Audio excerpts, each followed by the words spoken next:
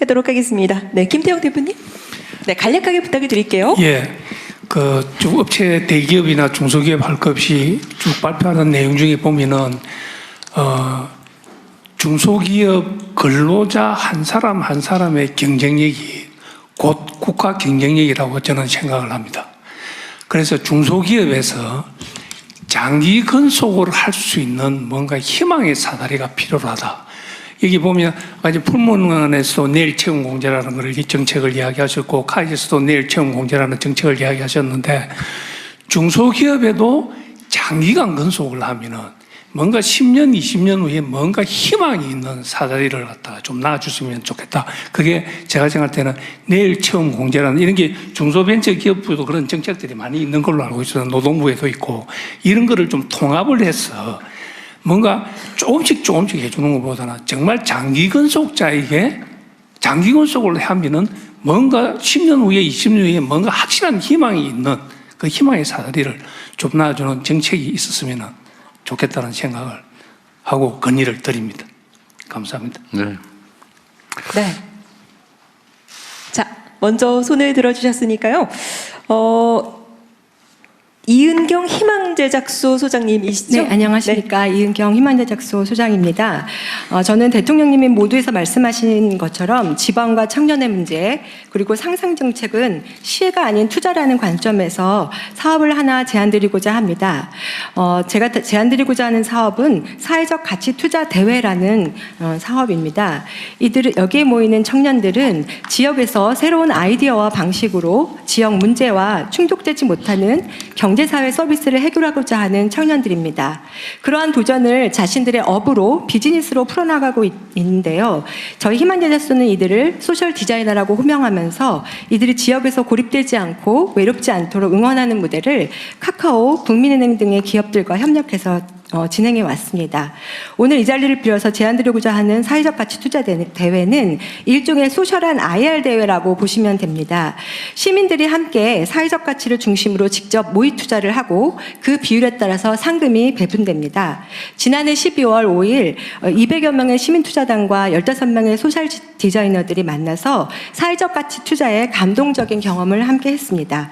여기 참여한 이들은 식품 사막 지역의 어르신들에게 두부나 밀가루 같은 생필품을 가져다주는 이동전방을 운영하는 청년이기도 했고요.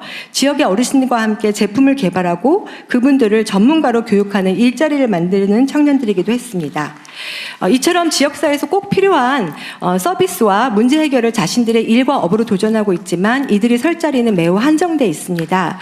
그래서 사회적 가치 투자 대회가 대기업, 중소기업 상생사업을 통해서 확장된다면 지역에서 분투하고 있는 청년들에게 더 큰 기회와 자원이 돼서 더 큰 도전과 실험을 만들고 더 나은 지역사회로 연결되는 지속적인 사회가치 창출과 지역문제 해결의 장으로 자리매김될 것입니다. 마지막으로 사회가치 투자기금이나 펀드가 조성되는 통큰 상생활동을 추진한다면 이들 소셜 디자이너들이 지역 창업의 주요한 생태계 주체로서 성장해 나갈 소중한 인내 자본이 될 것이라고 확신합니다. 감사합니다. 네. 말씀 잘 들었습니다. 자, 차재병 카이 대표님, 네, 손 들어주셨는데요. 간략하게 부탁을 드립니다. 예, 저는 간단하게 그 정부와 지자체가 운영하고 있는 각종 상생 펀드 운영에 관해서 좀 말씀을 드리겠습니다. 현재 사례를 보면 각종 정부 펀드가 조성이 되어 있는데 이 금융기관의 엄격한 담보와 신용평가 기준으로 인해서 지원이 절실한 저신용 중소기업은 본 지원 정책에서 배제가 되는 경우가 많습니다. 그래서 이를 보완하는 방안의 하나로서 지원업체 선정 평가할 때 원청서가 추천하는 좀 우수한 중소업체들에게는 인센티브를 부여하는 방안을 포함해서 실력은 있지만 당장의 재무구조가 취약한 업체들을 좀 지원할 수 있는 제도를 마련할 필요가 있겠다는 제안을 드립니다. 예, 중소기업부에서 관심 있는 분야죠. 지금 하여튼 우리나라의 금융 시스템이라고 하는 게 어쨌든 지금 현재 상태의 물적 가치가 있는 것을 담보로 자꾸 돈을 빌려준다. 이게 기본 개념인데 사실은 미래에 대한 투자를 해야 되는데요. 그 문제는 중소기업부의 각별한 관심 사안인 것 같습니다. 지금 소상공인 같은 경우들도 지금 금융이랑 같이 그 이제 네이버나 이런 플랫폼사들이 갖고 있는 데이터를 활용을 하면 담보가 없더라도 온라인에서의 그 실적이나 이런 거 가지고 할 수 있듯이 지금 말씀 주신 부분들도 저는 의미 있는 말씀이라고 생각됩니다. 원청사가 좀 그것도 네. 해주시면 예, 이런 부분들. 하여튼 한계 기업들이 그 연명하기 위한 대출은 사실은 좀 자제돼야 되고 전망이 있는데 예를 들면 자금력 부족으로 성장 발전 못하는 부분들은 사실은 신용 대출이 가능하게 해야 되는데 과연 그 근거가 뭐냐? 이게 결국은 나중에 그 사고가 났을 때 너 왜 담보 없이 돈 빌려줬어? 뭐 이렇게 아주 문책당할까 봐 안 해버리는 경향들이 있잖아요. 그걸 어떻게 좀 보강할 거냐가 문제 같습니다. 근데 중소기업부 할 일 진짜 많아요. 네. 자, 저희가 약속된 시간이 지나서 한 분을 마지막 발언으로 하도록 하겠습니다. 자, 역시 마이크를 켜고 말씀을 한 말씀 부탁을 드리겠습니다. 네. 오늘 또 장시간에 이렇게 여러 가지 성공 사례라든지 또 중소기업의 애로사항을 경청해 주시는 이런 자리가 너무나 고맙고 앞으로도 힘을 내겠습니다. 저희는 이제 식품을 한다고 아까 말씀을 드렸는데요. 최근에는 이제 첨단 산업이라든지 또는 연구특구라는 산업단지 내에 어떤 특정 업종을 주로 이렇게 입주를 하게끔 하는 이런 그러니까 법적으로나 또는 제도적으로 지나치게 첨단단지 또는 연구특구로 묶여 있습니다. 근데 저희처럼 이렇게 이제 수출을 좀 더 하기 위해서 어떤 산업단지 입주를 하려고 그러면은 입주 제한이 걸립니다. 식품 산업은 안 돼. 이런 제도가 너무 많아서 오늘 이 자리를 빌어서 물론 타 전통의 어떤 제조업도 있고 여러 가지 참 잘 나간 기업들도 많습니다. 그러나 어떤 업종에 묶여가지고 입주를 못한다거나 기업을 성장시키지 못하는 또는 해외로 이렇게 그냥 수출을 주문을 못 받아야 되는 이런 경우가 없었으면 하는 바람에서 어떤 산업단지라도 어떤 여러 가지 제재를 좀 이렇게 완화시켜서 아주 해롭지 않은 기업이라면 입주를 시켜주는 이런 제도를 좀 완화해주면 좋겠다 하는 말씀을 한 번 더 드리겠습니다. 전북 가면 식품 회사하고 대환영하는 네, 맞습니다. 클러스터가 있는데 식품 클러스터가 있는 걸 잘 알고 있습니다. 저희는 이제 지역에서 한 30년 이상을 해오다 보니까 여러 기술자들이라든지 이런 사람들이 오랜 기간을 함께 와서 지역을 떠나기가 좀 어려운 경우도 있습니다. 그래요? 네.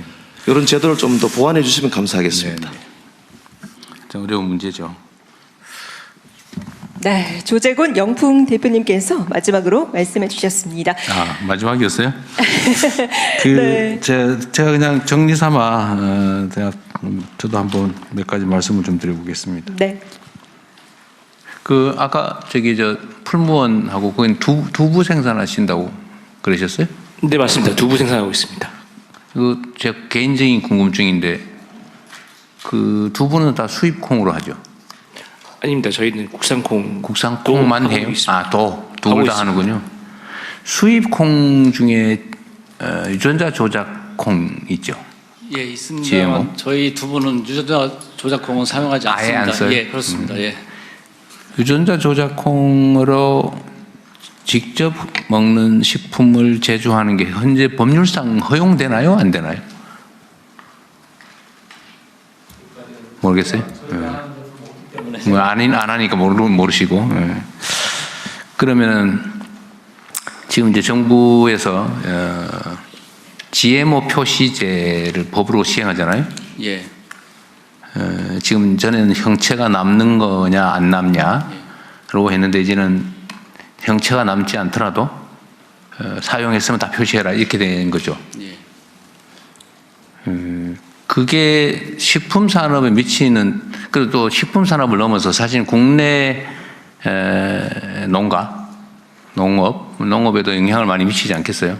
예를 들면 대중들 입장에서는 이게 GMO로 만든 거냐, 그 유전자 조작한 원료로 만든 또는 그게 가미된 식품이냐 아니냐, 사실 관심사인데 지금까지는 정보가 없으니까 몰랐는데 앞으로는 꽤 가려보지 않을까요? 표시하면 좀 그 영향은 어떨 것 같습니까? 아무래도 현재까지 저희 보면 저희 두 분 국산과 수입을 같이 병행해서 하고 있습니다. 뭐냐면 아무래도 수입콩 자체가 가격이 싸다 보니까 예를 들어 국산 콩은 두부 한 모가 한 시중에 3,000원, 4,000원 판다면 수입 두부는 싼 거는 1,500원 뭐 전 가격 이하기 때문에 유통되고 있는데, 그런데 저희는 그걸 쓰고 있지 않지만 어쨌든 국산의 콩에 더 지금 더 생산 내지는 하려면 그런 것들이 더 필요할 것 같고요. 예, 그렇습니다. CJ ENM도 사실은 비슷한 상황일 텐데요. 그 식품 생산 판매를 할 때 이제는 예를 들면 간장을 썼다. 근데 그 간장을 GMO 콩으로 만들었다. 이러면 그 표시해야 되잖아요. GMO로 만든 간장을 첨가해서 만든 것이다. 그러니까 GMO다. 이렇게 표시도 해야 되고, 또 어떤 상품은 GMO 아닙니다. 논 GMO 이라 엄청나게 크게 붙여가지고 팔고 이럴 텐데 그 영향이나 아니면 이런 건 한번 고려해 보셨어요? 어떠세요? 대통령 죄송합니다만 제가 엔터 업계라 식품 업계는 아니지만요. 소비자 입장에서 본다면 아직까지 뭐 과학적으로 검증은 안 됐습니다만 그 표시가 되면 소비자 입장에서는 굉장히 좀 이제 구매가 꺼려지는. 제가 옆집하고 헷갈렸군요. 네. 일단 네네네. 저는 이제 이런 식품을 수출을 하다 보니까 각국에서의 이제 GMO 또 난 GMO에 대한 이슈가 굉장히 많아지고 있습니다. 특히 유럽이나 선진국은 이거 아주 심각한 논쟁거리잖아요. 예, 그렇습니다. 수출할 때 과연 이게 GMO 네. 원료가 들었냐 안 들었냐를 따지게 될 텐데. 네, 그렇습니다. 지금까지는 슬쩍 안 표시하고. 저희는 뭐 GMO와 관계없기 때문에. 그래서 떡볶이에 그 간장 들어가면 간장은 아주 뭐 미미하기 때문에요. GMO를 쓰는 원료들이 별로 없습니다. 앞으로는 표시하게 돼 있거든요. 예. 그래서 제가 이제 말씀드리는 것은 이미 선진국에서 GMO 표시라든지 이런 거를 의무화하거나 또는 검사 성적서를 요구하는 경우가 많아지고 있습니다. 그래서 앞으로도 아마 이런 게 좀 더 전 세계적으로 그렇죠. 확대되지 않을까라는 생각을 하고 그럴 있습니다. 가능성이 많죠. 이제 네. 그 사실은 흔적이 남지 않으면 그 GMO 식품 원료로 제조를 해서 많은 과정을 거쳐서 정제를 하고 나면 흔적은 안 남지만 그런 GMO 식품으로 만들었다라고 하는 게 밝혀지면 나중에 문제가 될 수가 있잖아요, 그죠? 이게 좀 더 심해질 텐데. 그러니까 이제 GMO, 그러니까 유전자 변형하는 원료, 그러니까 농산물이 좀 제한적이긴 합니다. 뭐 콩이라든지 그렇죠, 옥수수라든지 많지 이런 않죠. 재료들이 좀 많습니다. 하여튼 제가 약간 벗어나긴 했는데 이게 이제 앞으로는 국제사회에서도 문제가 되고 우리 국내에서도 이 법이 시행되기 때문에 이제 모든 식품에 이게 표시를 하게 된단 말이에요. 그 어떤 영향이 있을지 국내 농업에 영향도 꽤 있을 텐데 한번 제가 말씀드려봤고요. 아까 삼성전자의 스마트 팩토리 지원하는 거 있잖아요. 네. 이게 원래 문재인 정부 때 정부 정책으로도 했던 사업이잖아요. 저희가 시작한 건 2015년부터 시작했고요. 문재인 정부 시절인 2018년에 확대가 됐습니다. 확대하다가 그 후에 이게 없어졌나 거의 없어지거나 계속 저희는 해오고 있었어요. 그러니까 삼성은 이제 일종의 ESG 사업 이런 애로 하는 거고 예. 사회공헌 사업 비슷하게 하는 거잖아요. 예. 근데 정부에서 스마트 팩토리 지원 사업 예산을 편성해서 꽤 규모 있게 하다가 네. 직전 정부에서 그게 많이 줄어들지 않았어요? 예산 규모가 정확히 어느 정도로 줄어들었는지는 제가 그럼 정부 지원과 관계없이 독자적으로 100% 독자적으로 하신 거예요? 저희가 하는 방식이 기본적으로 중소벤처기업부하고 매칭 형태로 합니다. 매칭 형태로. 보통 연간 100억 정도 해서 정부 예산 100억. 지금 스마트 팩토리 지원 예산이 그럼 변경이 없었던 거예요? 제가 알기로는 팍 줄었다 다시 우리 정부에서 올린 거 아니에요? 네네. 지금 새로 늘었고요. 이번 정부 들어서 좀 더 늘린 거잖아요. 저희 정부 들어서 우리 정부 들어서 많이 들었습니다. 그러니까 그게 사실 아까 말씀하신 것처럼 불량률 개선이나 실제로 현장에서는 스마트 팩토리 지원을 했더니 오히려 고용이 늘더라. 예, 맞습니다. 생산성도 엄청 올라가고. 예.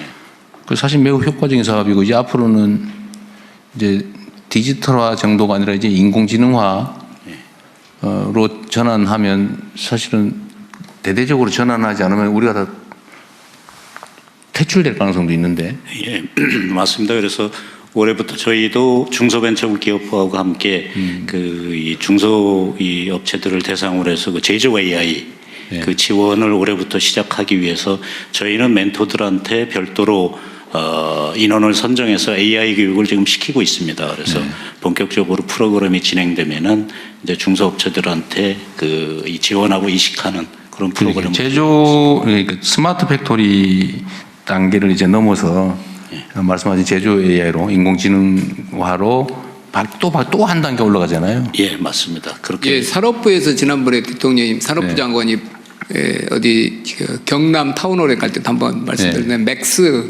맥스 계획이라고 제조 알라이언스라고 인공지능 전환. 저희 예산 혹시 더 예산을 더 우리가 또 추가적으로 쓸 수 있는 그런 상황 되면 굉장히 크게 스마트 팩토리 말씀하신 다음 단계로 예. 대기업과 대기업 자체적인 맥스 알라이언스 하지만 협력업체하고 연계해서 하는 걸로 한 3조 정도로 크게 지금 3조 원 편성. 그 정도로 지금 산업부하고 중기부 이런 부처에서 계획되어 있는 준비하고 거예요? 있습니다. 예. 집행 중이에요? 아닙니다. 그렇게 이제 지금 예산은 없습니다. 예산이 마련되면 그렇게 하려고 지금 구상 중에 있습니다. 알겠습니다. 약간 옆으로 샜는데 하여튼 삼성전자의 그 스마트 팩토리 지원 사업은 매우 효과도 클 뿐만 아니라 모범적이어서 큰 도움이 될 것 같습니다. 예, 계속 지원하겠습니다. 네, 정부의 정책 사업으로 정부 예산을 들여서 대대적으로 늘려가야 될 일일 것 같아요. 하여튼 오늘 여러분들 상생 협력의 사례도 제가 유의해서 좀 들어봤는데 이런 사례들을 좀 전체적으로 많이 확산해서 대한민국 좀 경제 생태계가 좀 바뀌었으면 좋겠어요. 아까 저기 카이 같이 하시는 어디더라? 미래항공. 그 말씀하셨는데 우리 젊은이들이 중소기업을 안 가고 대기업, 공무원, 뭐 전문직 이런 것만 지금 선호하고 그런 이유는 저는 좀 구조적인 문제가 있다고 봐요. 이거 뭐 예를 들면 내일 채용 공제나 이런 것도 방법이죠. 방법인데 재정을 투자해서 목돈을 만들어준다. 몇 년 하면. 그것도 방법이지만 사실은 정운찬 우리 이사장님의 말씀이셨기도 한데 이 경영 개선 또는 기술 발전, 내 성과 이걸 좀 같이 나눠야 된다. 그 말씀하셨잖아요. 이익 공유제. 그런 말씀도 하시고 그랬는데 전체적으로 이제 대기업, 중소기업 또는 영세기업 또는 벤처 스타트업 창업 이 생태계가 그야말로 상호 협력적이고 수평적인 협력 관계로 이게 좀 전환이 돼야 되는데 지금까지는 좀 나쁘게 얘기하면 착취 관계 비슷했단 말이에요. 예를 들면 요즘은 그런 얘기 많이 안 나오던데 원가 후려치기라고 그러고 경영 개선을 하면 단가 후려쳐가지고 겨우 그 생존할 정도만 남기고 나머지를 전부 다 가격이 정가를 시켜서 압박을 하니까 예를 들면 뭐라 그래 벤더 회사들 또는 납품 회사 여기는 기술 개발이나 경영 개선을 하면 사실은 다 뺏기니까 그렇게 하기보다는 주로 로비를 하러 다닌다고. 왜냐하면 이제 구매선을 유지해야 되니까요. 로비를 하러 다니니까 경영 개선도 잘 안 되고, 그러니까 경쟁력도 좀 개선도 잘 안 되고, 그 문제에다가 속된 말로 쥐어 짜니까 좀 이게 좋은 인재 데리다가 보수도 좀 많이 주고 좀 회사도 좀 키워가지고 나중에 이 새로 들어오는 유능한 인재들이 이 회사와 함께 자신의 인생도 좀 핀다 이런 생각을 해야 되는데 이 회사는 맨날 이러다 쥐어짜이다가 결국은 이렇게 끝날 거야. 내 인생도 여기서 박봉에다가 겨우 하다가 나중에 결국은 못 견딜 거야. 이러니까 아예 안 가버리는 거잖아요. 이게 결국은 그런데 대기업 지배적인 영향을 가진 대기업들도 결국은 이 생태계가 많이 망가지면 결국은 어려워지는 거죠. 지금 사실 조선업계도 지금 물론 그 진폭이 커서 너무 고생들을 많이 하셨는데 지금 고급 전문 인력 아니 그 숙련 인력이 계속 좀 줄어들잖아, 그죠? 그러니까 이게 다시 재충전은 안 되고 이게 다시 나중에 어떻게 할지 고민이라 결국은 이제 인공지능 도입하는 거에 막 주력하시는 것 같은데. 여하튼 지금 상태로는 그런 것보다는 공존하는 협력하는 생태계를 만드는 게 중요하다. 그게 훨씬 더 효율적이라는 게 증명되고도 있잖아요. 예를 들면 세포처럼 관련 기업들이나 중소기업들이 막 살아 움직이는 거죠. 팽창하고 크고 이러면 그게 관련 대기업도 역량이 커지고 국제 경쟁력도 커지고 그러는 것 같아요. 청년들이 일자리를 중소기업에도 얻을 수 있게 하는 것은 중소기업의 경영 개선, 기술 개발의 성과가 그대로 온전하게 남아서 여기도 크게 성장할 수 있다. 그 속에서 나도 이렇게 성장할 수 있다. 이런 믿음을 주는 게 제일 근본적인 대책이 아닐까 싶긴 합니다. 근데 뭐 이게 말로 해서 되는 건 아닐 것 같고 우리 모두가 노력해야 되고 정부의 노력과 몫이 제일 크겠죠. 어쨌든 한 단계씩 착취형 수직 구조에서 상생형 수평 구조로 전환될 수 있도록 우리 모두가 함께 노력하면 좋겠고요. 여러분들의 이 선도적인 역할이 앞으로 대한민국 경제 질서를 바꾸는 데 큰 도움이 될 것 같습니다. 감사드립니다.